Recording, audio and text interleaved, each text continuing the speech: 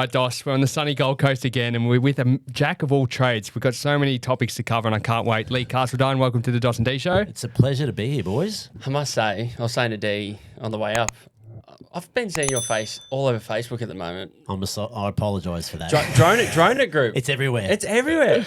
Unless you buy a course, you'll keep getting hit until you buy a course. So should we sign up? That's good marketing, Lee. That's great. But I get that all the time when I go to the gym. They go, "Can you stop with the adverts?" I said, "Well, just buy a course and we'll leave you alone." I was getting it in Melbourne though, so it must be. Well, you're all over Australia, aren't you? And now that you're sitting in the same room with me, we'll ramp things up. Oh, beautiful, beautiful. Well, that can't be a bad thing. Yeah, talk to us a little bit about it, because it's probably 8 years old now. Yeah. It's really strange because people go, "How did you get into a drone business?" Yeah. They go, "Did you fly model aircraft as a kid?" I said, "No way. I would have been bullied at school if I did that."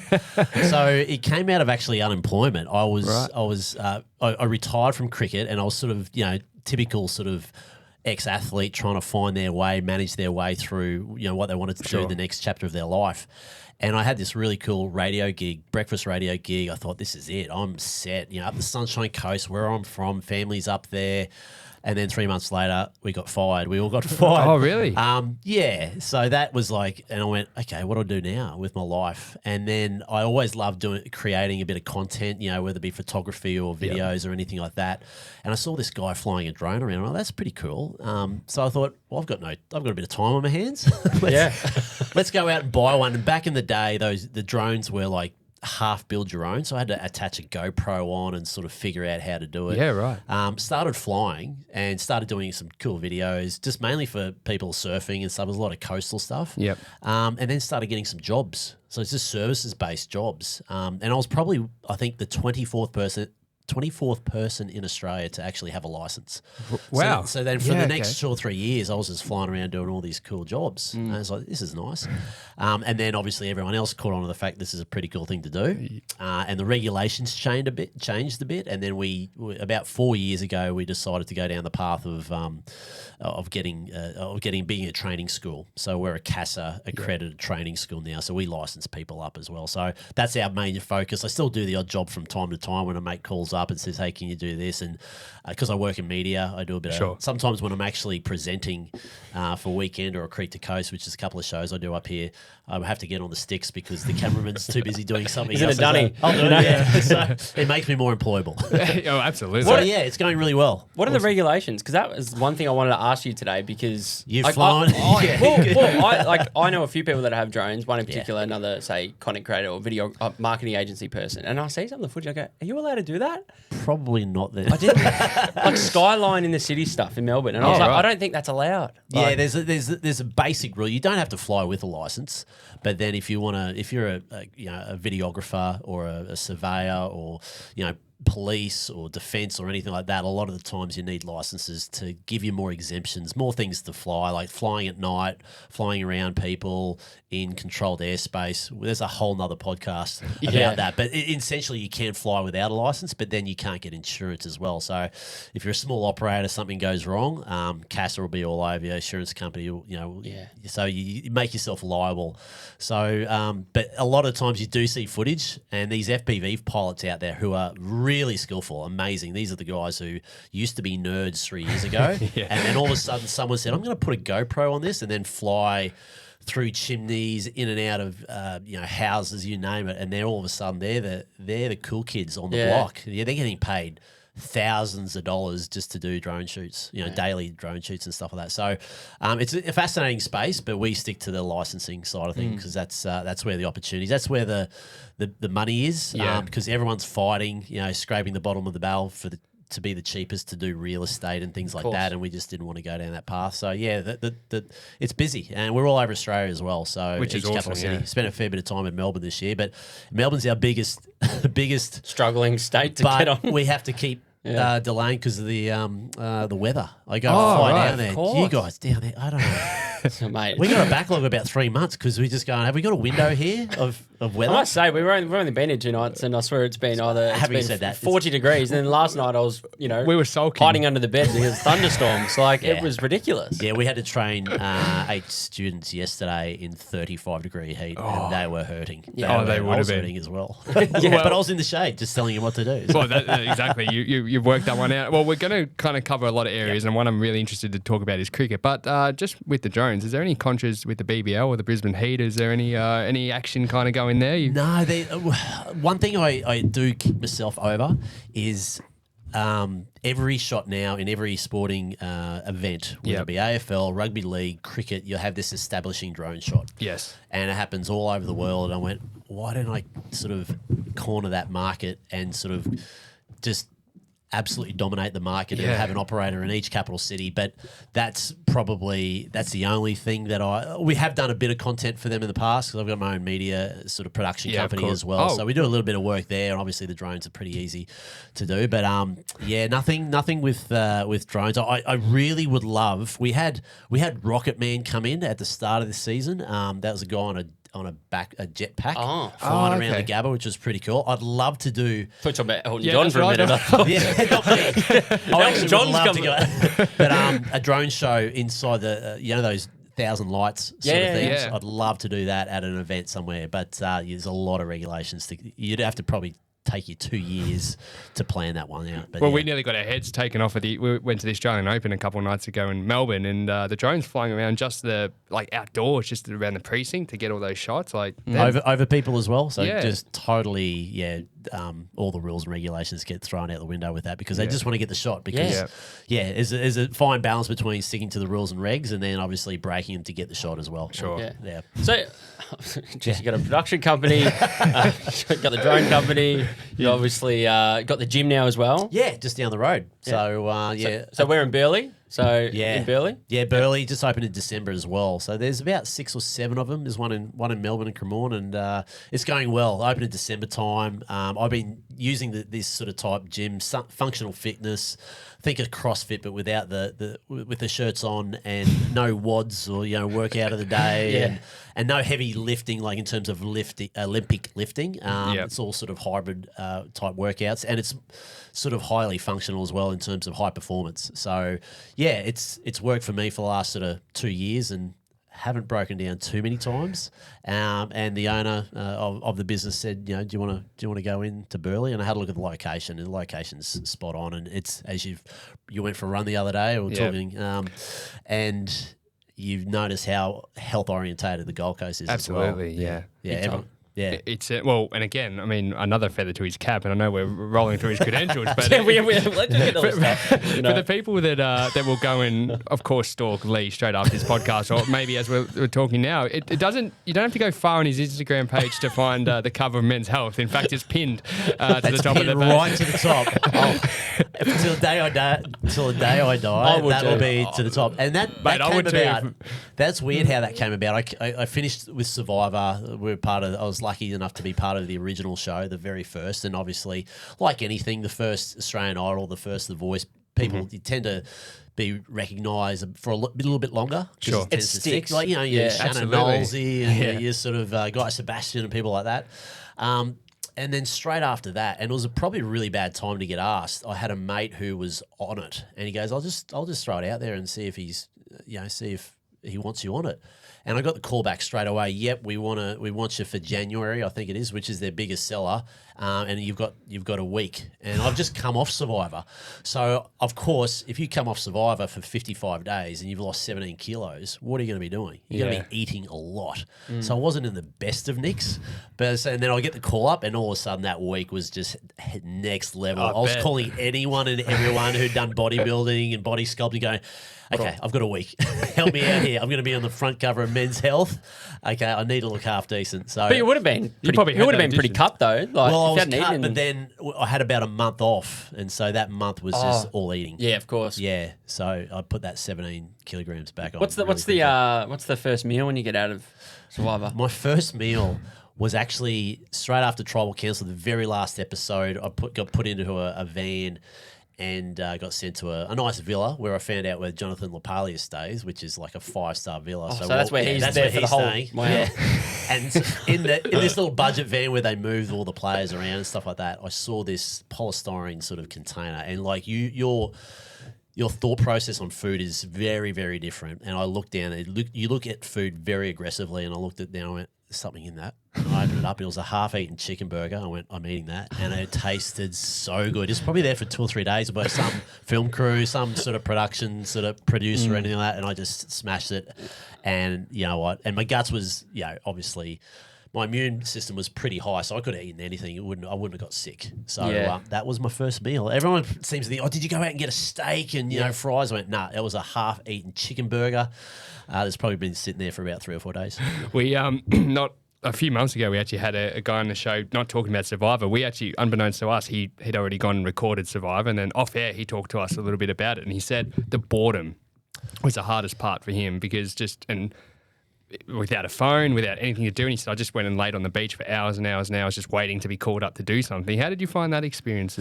Yeah, I think the first year we were guinea pigs a bit. Okay. So the rules were pretty strict, and there wasn't a lot of leeway. When I went back the second time on All Stars, it changed a bit. The hardest thing about it, obviously the living conditions is tough and all that sort of stuff. It's the lockdowns.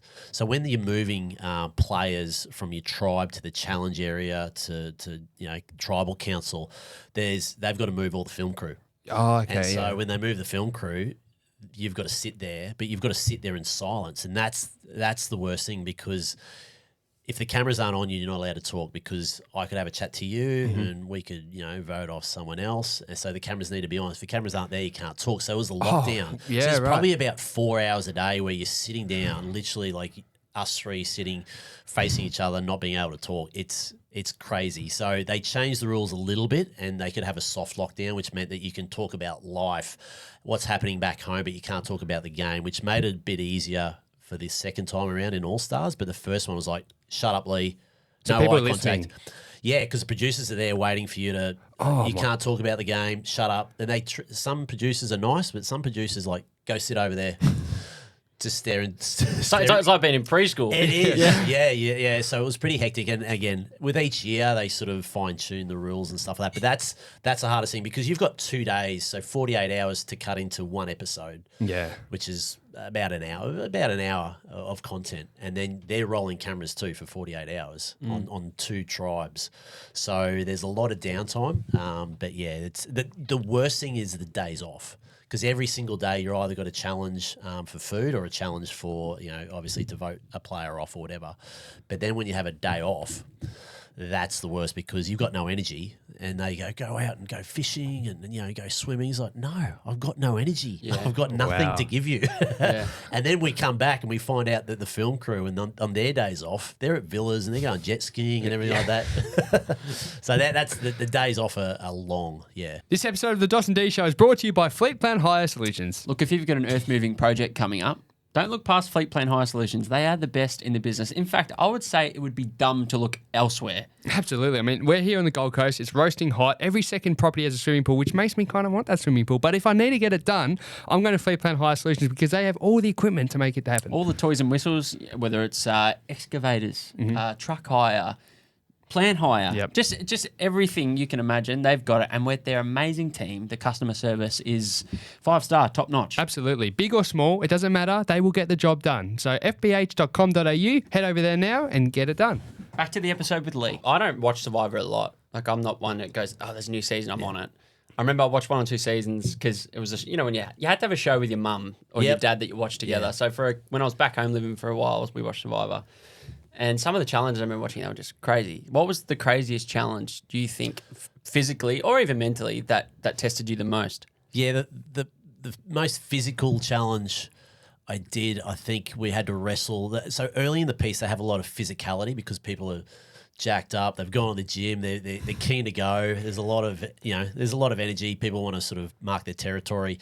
So the first week is a lot of physical type challenges, and then you go more into the endurance stuff. And but the most physical one was probably a couple of there's a lot of wrestling that I did with Lockie Gilbert, who was Bachelor. What else was he? SAS. Yeah, okay. Big unit, 25.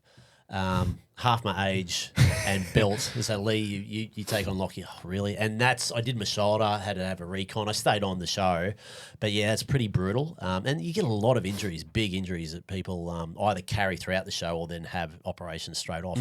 The most sort of mentally testing one was the final challenge in season 1, where I just literally have 2 feet on a pole, on 2 little poles no wider than this coffee mug. So barefoot, and then put a hand on a pole, and you can't take your hand off that pole. And we lasted 6.5 hours on that. Oh my God.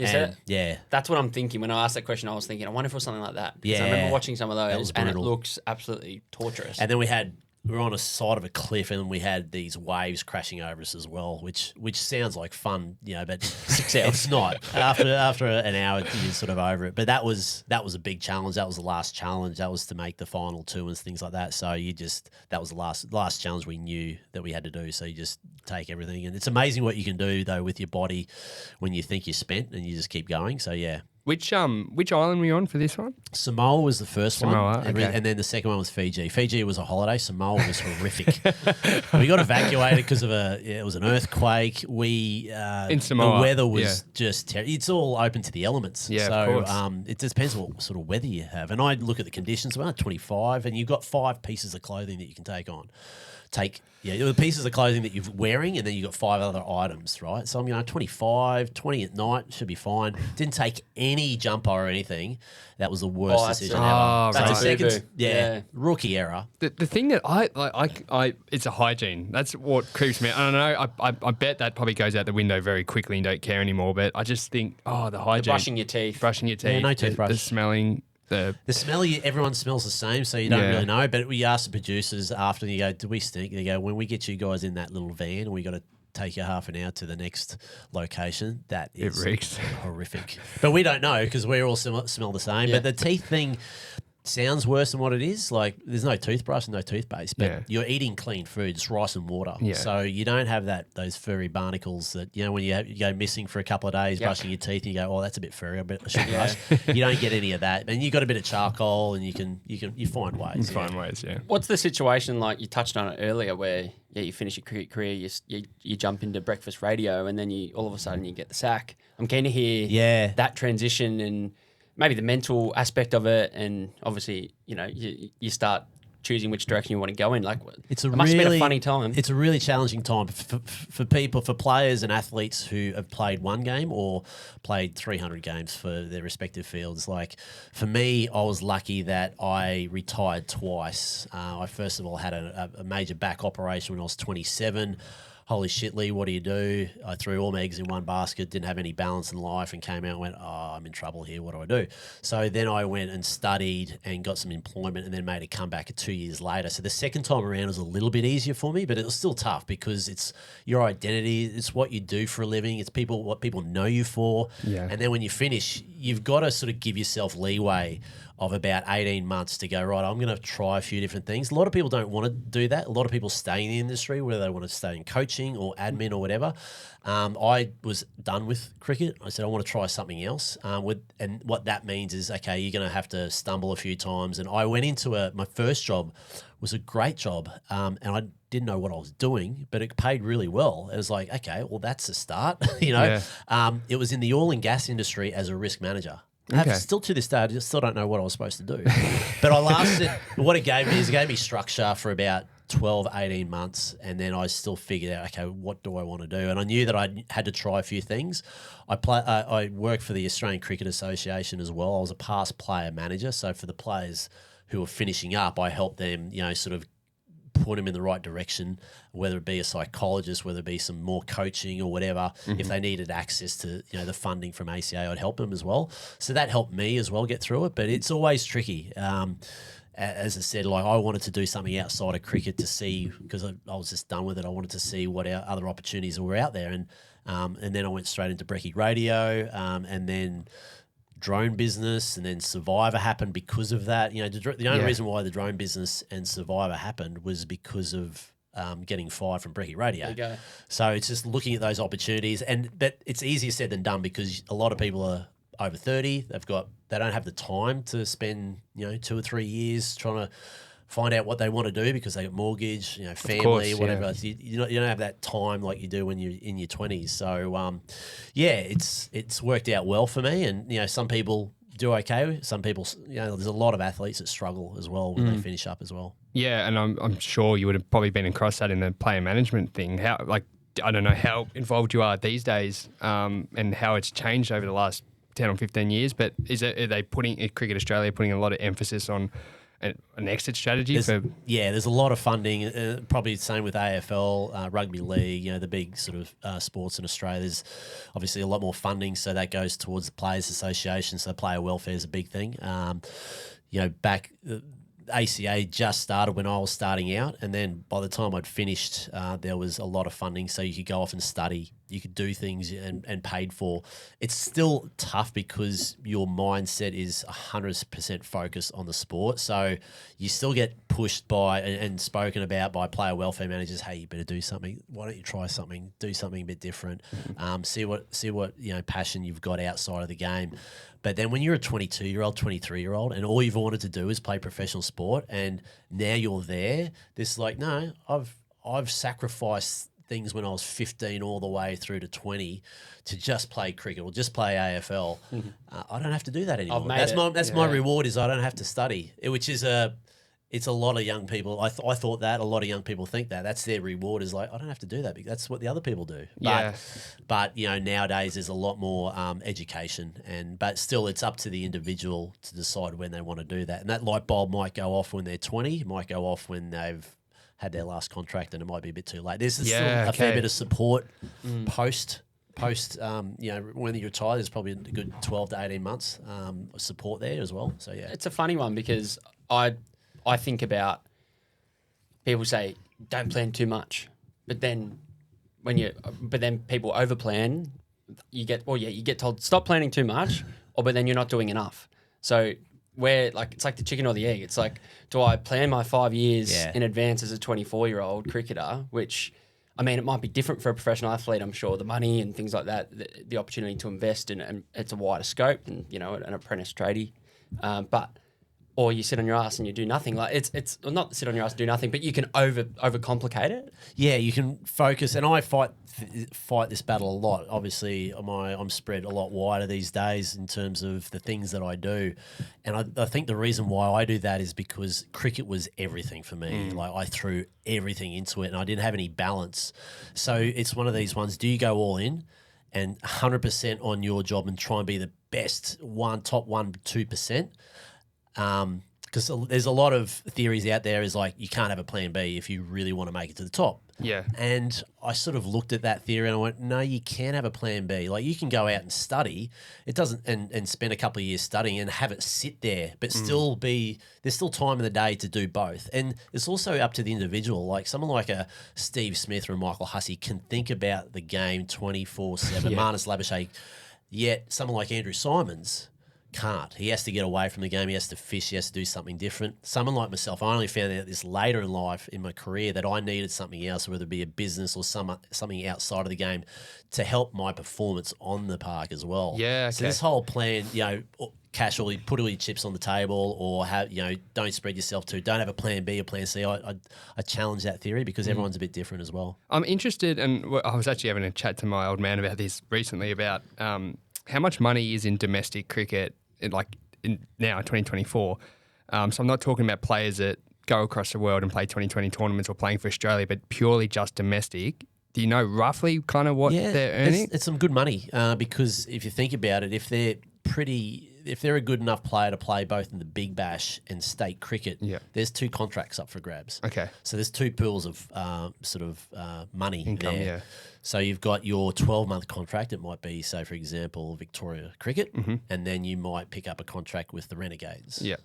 So I reckon if you're in the top sort of 20, 30 players, you're probably picking up a good 300,000, I reckon. Wow. Okay. And not to mention, you got match payments for state players as well and things like that. Sure. So, and then there's opportunities. That's only if you stay and play in Australia. A lot of players do go over to England and play in the county system over there as well. So it's good enough to live nice lifestyle.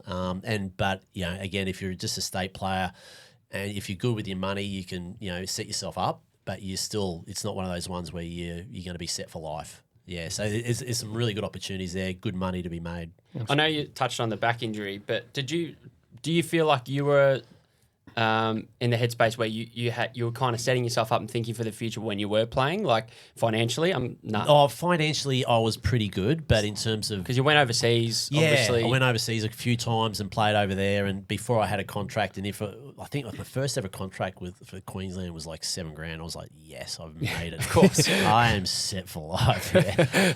But I went over and applied my trade over there, and obviously kept a bit of the money, saved a bit of money over there. So I was quite sort of smart with my money. Yep. But one thing I probably look back on is I probably should have, had another interest. And it was only, again, as I said a bit earlier, later in life until I found out what I wanted to do. And now I sort of look at it and go, right, I leave the cricket. I remember that time. It was a good time, but I don't I get every now and again when someone comes up and sort of recognise you, I reckon 9 out of 10 is Survivor and 1 out of cricket. And I go, yes, a little fist pump when there's a cricket. Yeah. Because I go, yes. So we want to encourage your listeners. Yes. Yeah. Are you still close with a lot of the boys that you played with? We sort of have a small group. We're lucky that we've got a Bulls Masters group up here that's run by Jimmy Marr, one of the greats from Queensland cricket.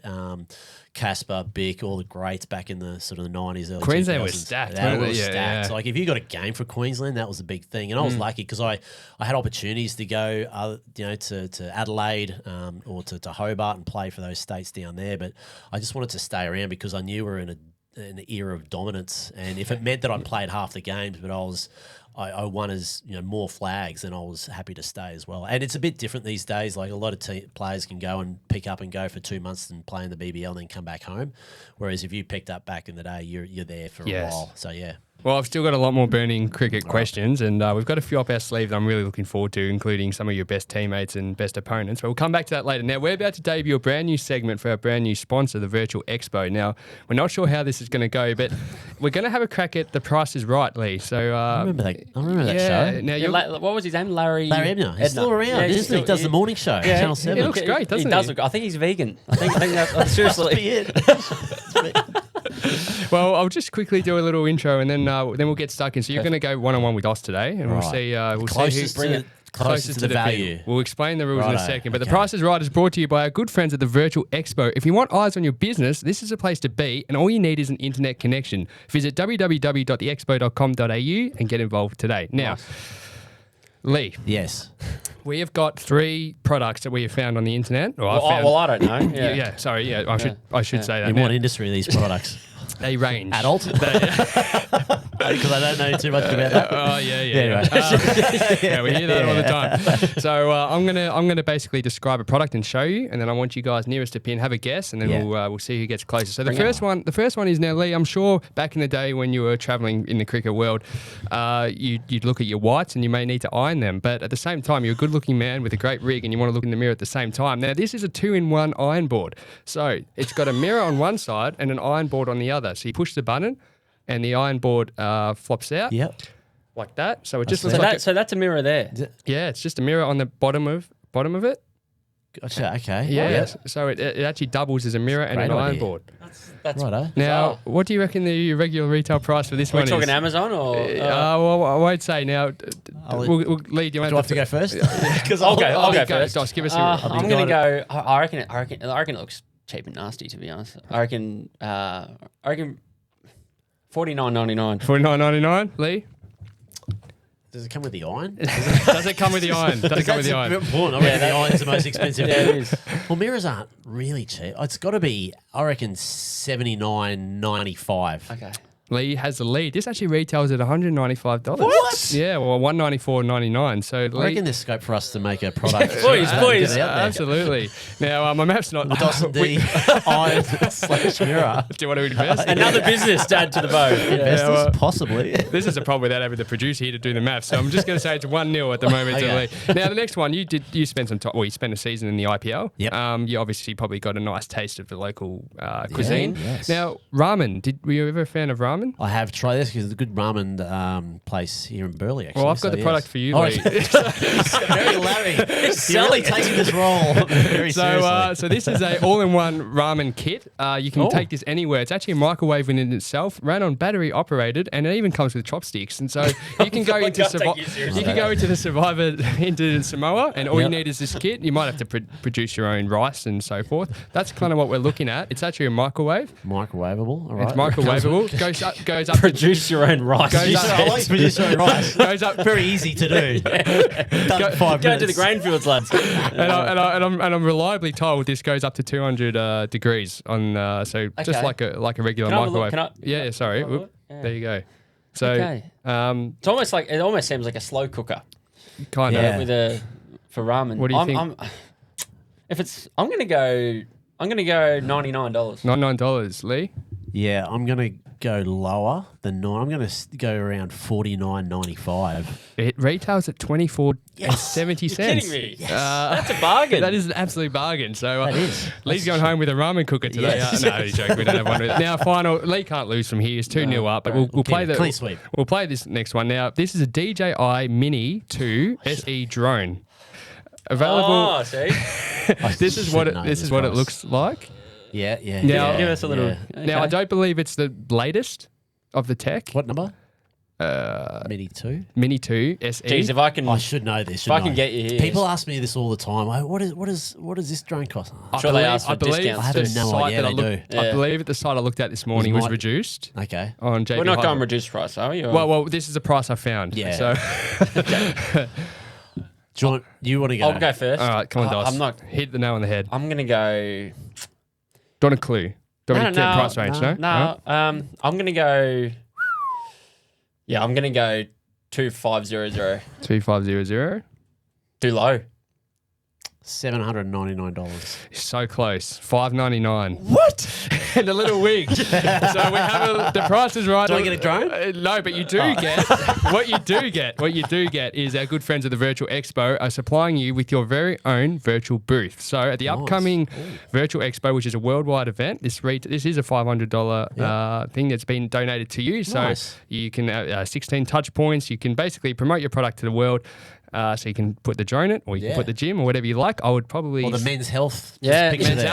out. Well, there's virtual photos. So the virtual expo, how does it work? Literally, you have a booth, an online booth, and people can just click through their laptop. just click like a through all regular the- expo. Okay. All you need is an internet connection, and Cool. there'll be hundreds of people there online across 2 huge days, speakers, workshops, and of course plenty of businesses just like Droneit that might be exhibiting. So we'll get our people to get in touch with your people and set that all up That for was you. a clean sweep. So does that mean your pants Yeah, down, run around the table?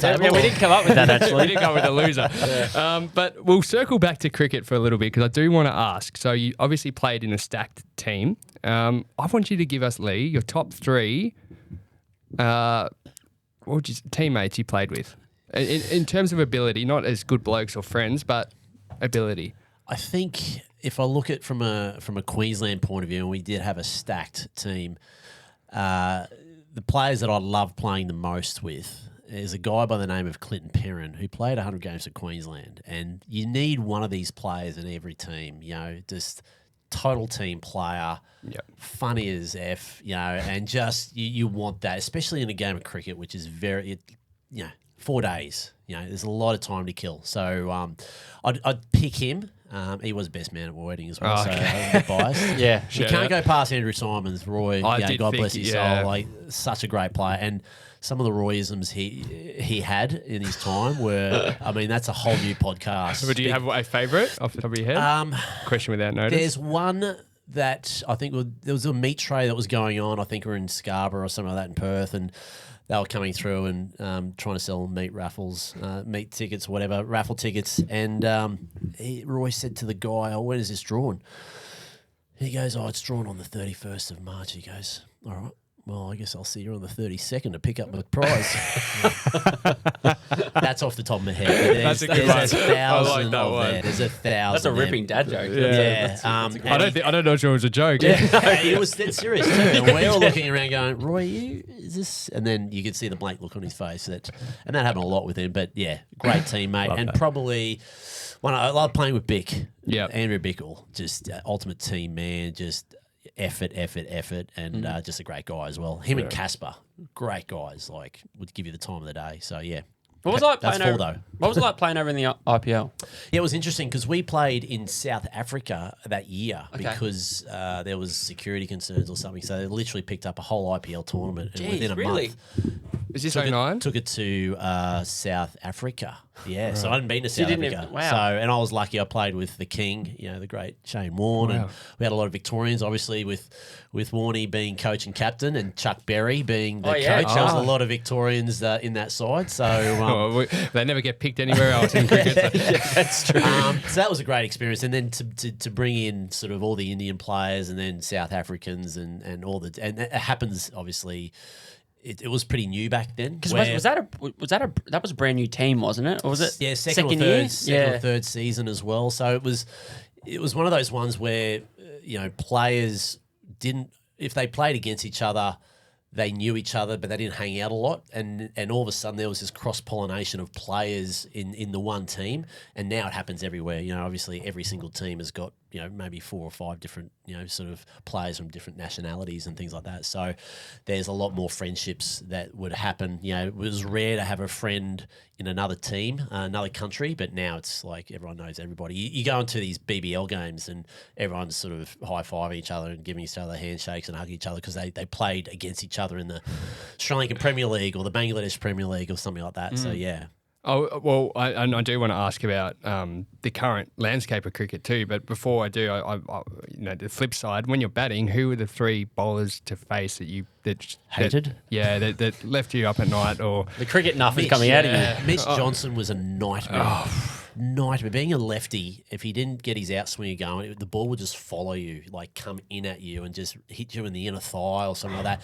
But it's in the nets, which is the hardest thing because the nets aren't really aren't like the standard that you get out in the middle. It depends on the preparation, and he'd bowl massive noes. And I'm happy for him to hear this and call me out on it. But he'd be bowling off 18 yards. Oh really? Yeah, he was overstepping. He was really scary. And Tatey was with the wild thing because you just didn't know where they were going to go. He would bowl a couple of I'm all over this guy. He doesn't know where they're going next, and you just rip your front pad off. It was seriously quick, wasn't it? Yeah. And the other guy who was really annoying, it wasn't fast, Adam Dale.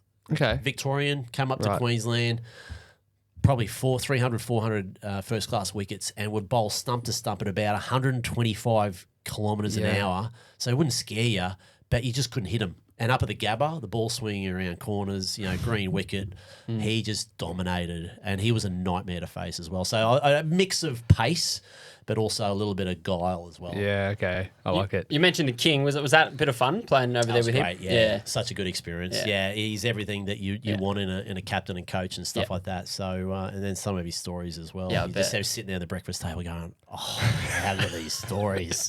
Like, everyone's like, their cereal's getting all sort of soggy because they're not taking a mouthful. It's like, tell me more. I want to grab a beer with Lee and hear some of these stories at some stage. So we also touched on too, and we'll talk about this off air now. It's a little bit frustrating being selfish in the BBL because players leave quite quickly, but we can't blame them because there's tournaments popping up everywhere now, like even 10 over tournaments, and they're even going even shorter than that, I heard, potentially. Are they? Oh, maybe 10 was the short one that shocked me. I don't know. I wouldn't be surprised if they go to a 5 over tournament. It's just and a super over tournament. It's just crazy. But where do you kind of see the current landscape of cricket? There's a lot of talk about test match and versus popularity with short form. Where do you kind of see it? Yeah, I think the test match landscape is dwindling. I mean, apart from the big 3, you got England, India, and Australia.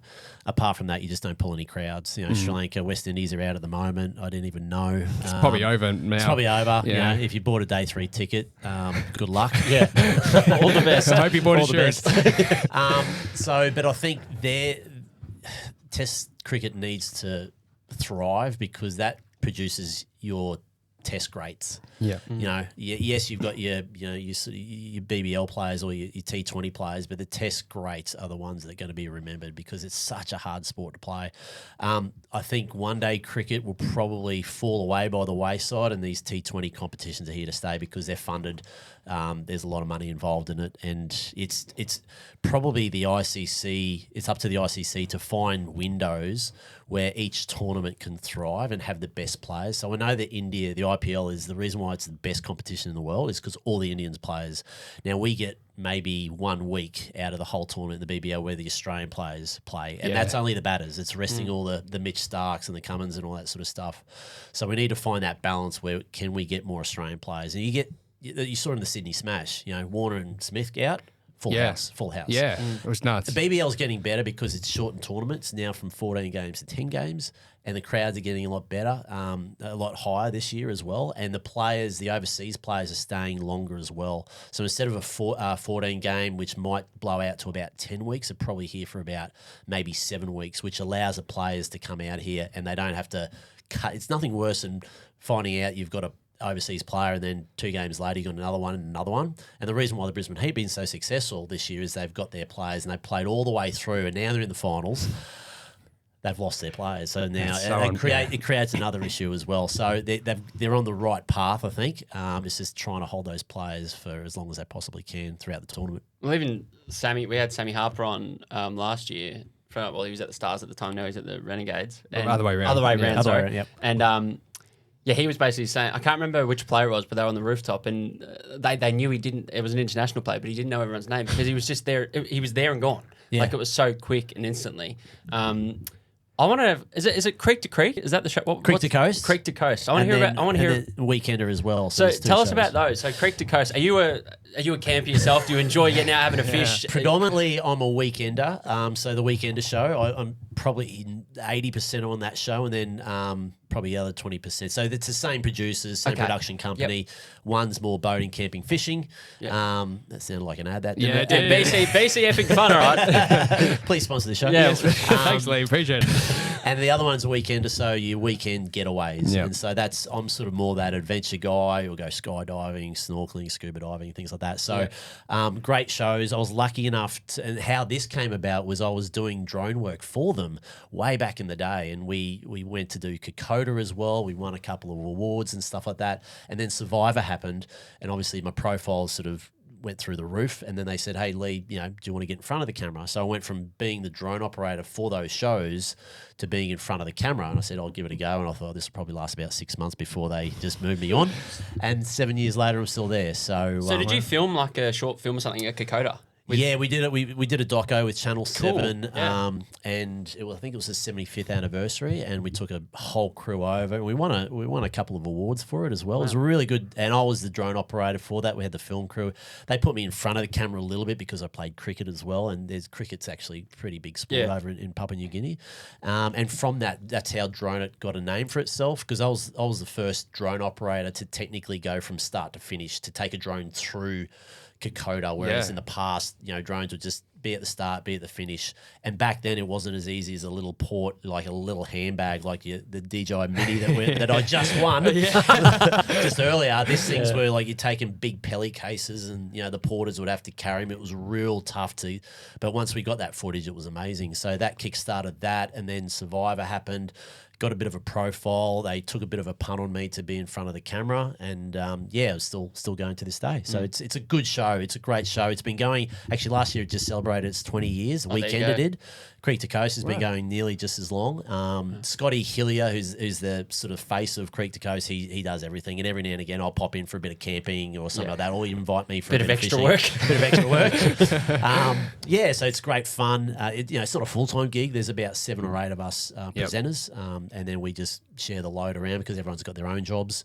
It's just so fortunate. It's such a great crew too, and so we get to travel all around Queensland, and now we're expanding out to outside and all around Australia. So cool. There's some watch this space because we're going to go do some really cool things coming up. It's actually really inspiring to hear you talk about all these different facets of your life and career. So I'd like to know, where do you see in 5 or 10 years' time? Do you have any idea, what gives you the most joy? Is it being in front of a camera, working on a business, working out, being part of the gym? Like, where does your happiness or passion I get come this from? asked. I get this asked a lot. Like, I find enjoyment in all of them, and they're all very, very challenging. To run a sort of one of the biggest drone training companies in Australia is really logistically challenging, and I've got a great business partner help me with that. Running a gym's challenging as well. Like, even working out, the presenting side of things I found very challenging at the start. I thought, this is easy, just get in front of the camera and talk. No, there's so many nuances that I had no idea. So I find myself throwing myself into things that excite me and challenge me, and then I figure it out somehow to get the best out of me. So from a presenting point of view, how do I sort of connect with the audience when you're just looking at a little sort of camera when there's no audience? And then you've got the live stuff, like the BBL stuff that I do in front of 25,000, and you're doing you're in front of a live crew, a live audience. So they're all very challenging, and I love just going in and out of all of them. But it does that in itself, you've got to make sure that you don't spread yourself too thin. Even though I've got a lot of sort of plates and I'm spinning, I just got to make sure that whatever I do it as good as I possibly can, and then I'll put that into a bucket, and then I'll move on to the next bit. So after this, I've got to go here to a game and start getting my head into that space as well. So yeah, it's a hard one to answer. I don't have a particular favorite because they're all challenging as well. I think I love that though. I've told you about this book, The Multi-Hyphen Method, and literally it's a new trend. You don't have to necessarily work the one job. You can actually have spin a few plates, and it can work. You can have, multiple streams of income. They don't have to be like crypto and like all these random, get rich quick. But you can be a bit of a freelancer here after work, and you can still work 4 days a week for someone else. You might have a podcast and you get a bit of money here and there. Like, there's nothing wrong with having a bit of everything and doing that for the rest of your life. And it gives you utility as well. So you got a set of skills. There's not just one set of skills. It's like, for me, for example, I know how to run a business. I know how the gym industry works. I know how the media landscape works. So if someone asks you to do something, you've got a set of skills that is, sort of there's utility there, and people can ask you, so you can dip in and out of different industries instead of the whole landscape of working in that one business, one industry forever is sort of, it's changing a lot. Like you guys, and when your podcast started years ago, and now all of a sudden you're getting into producing, and you've got different levels of income, different streams of income. So I find that really exciting to wake up every day to go, okay, what have we got on today? What's my focus? Yeah. It does take a certain sort of discipline though, because if you find yourself spending too much time on one thing, others fall away. So you really have to manage your time really, really well. But it's exciting. It's really exciting. And it's so good to see these people out there who might have a main business, but they're off with their side hustle, and they're making their side hustle work. And then all of a sudden they can choose to keep it a side hustle, because if you choose to turn your side hustle into a profession, that's a whole new level. Some people don't want that, because that's a whole new pressure. When you find your little side hustle turning into your main stream of income, it totally changes sort of personality, the whole business. So and some people, I just love it. People doing these weird and wonderful things. You go, he's making money out of that. Yeah. What do you know? It's crazy. There's money to be made almost everywhere in any industry, in any profession. It's exciting, like you said. Yeah. As I said, I'd be fascinated. Actually, I might read that book because it's worth a read. Pick up a few things. Yeah. Should we do the golf box? I think it's time for our golf box. Are these new shows, by the way? Are you trolling them on me or no? New segments. This one's been around a while now. Yeah. He's the guinea pig. We'll trial them on lead. If they work, we'll continue. I actually think that first one that worked well. Worked well. I like that. I was happy with it. Yeah. Bit of good banter. But this one is our good friends at Golf Box. What's in the Golf Box is brought to you by our good friends at Golf Box, Australia's greatest golf superstore. If you need it, they have it, and it gets to you fast and free. Shop online at golfbox.com.au. Right, Dee, do you want to maybe explain just briefly the concept of the segment with Golf Box? Absolutely. So our regular listeners would have heard this over the last few weeks, what's in the Golf Box. So Lee, absolutely. Oh, thank you so much. And they would love that as well. Lee's beautifully presenting the Golf Box to the listeners. So as you see, we have the physical Golf Box in there, and inside that box is a bunch of questions or challenges. So all you have to do, very simple, is pull out one and read the question to us all, and then answer it or provide the challenge. I'm butchering this. I'm going to start this again. No, it's fine. It's fine. You're doing well. Keep going. We'll work through it. This is great. This is good. We'll work through it. Golf Box, I'm sorry. Please stay with us on the show. Sure, this is not the first time you've done this. I'm like got the shakes now. Great. So simply, simple challenge. Pull it out. Read the question to the audience, and if you complete it, there'll be a nice little prize for you. Is this a stitch up? No. How come there's only one question? There should be a few in there. All right, here we go. Here we go. Ring the most famous person in your phone. Is he going to do it? He's reaching for his phone. Oh, I've waited so long for this. Famous. Oh, this is scary. Oh, gosh. Now, this is a true experiment on the dos&d show. Doesn't really say much about how many famous people. Yeah, who have you got in there? Who do you... off the top of...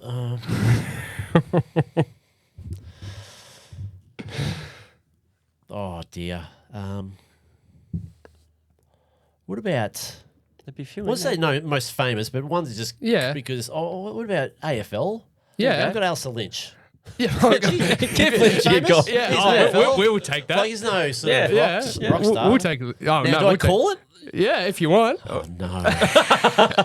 What happens if she doesn't answer? That's embarrassing. All right, I'm scared. Are you nervous? I'm a bit nervous because I haven't spoken to Lynchy for a while. It's been a while. If he picks up, we'll go, oh, mate, just don't worry, I've got the wrong number.